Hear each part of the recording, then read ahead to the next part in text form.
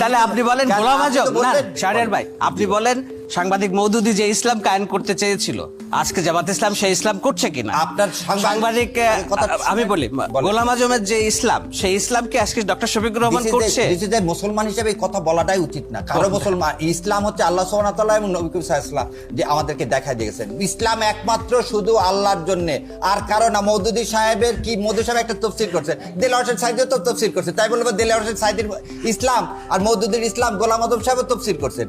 তাফসীর মানে কি? ইবনে কাসির তাফসীর করছেন, তার মানে কি আমি বলবো ইবনে কাসিরের ইসলাম না? এটা হচ্ছে কি, শুনেন আমি আপনাকে বলি, এটা তো আমি বলছি না, আপনারা এখানে ইসলামিক মুরব্বিরা বলছে যে জামায়াত ইসলামী তাফসীর মানলে ইসলাম থেকে খারিজ হয়ে যেতে হবে। শেখ হাসিনাকেও আপনি কাউমি মাদার বানায় ফেলে দিছিলেন, তো সেরকম তো আপনি মুসলমান পাচ্ছেন পৃথিবীতে। এই ইসলামের মধ্যে থেকে কি আপনি একটা জিনিস শোনেন, আমাদের এই ইসলামের মধ্যে থেকে নবী করিম সাল্লাল্লাহু আলাইহি ওয়াসাল্লামের যে নাতিদেরকে দৌহিত্রদেরকে নিহত করছিল কেউ?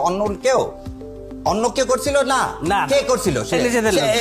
ইয়াজিদ কার মুয়াবিয়া রাদিয়াল্লাহু, মুয়াবিয়ার নামের পরে কি আছে? রাদিয়াল্লাহু আনহু। তো মুয়াবিয়া রাদিয়াল্লাহু আনহু তো ইসলামের অংশ। আপনি কেন এইভাবে পৃথক করতে চান? কোন লোক বললো সেটা না, আপনি হিসাবে কি আমাদের দায়িত্ব? আমি ইসলাম কায়েম করতে গেলে আপনি কোরআন এবং সুন্নাহর বাইরে করতে পারবো?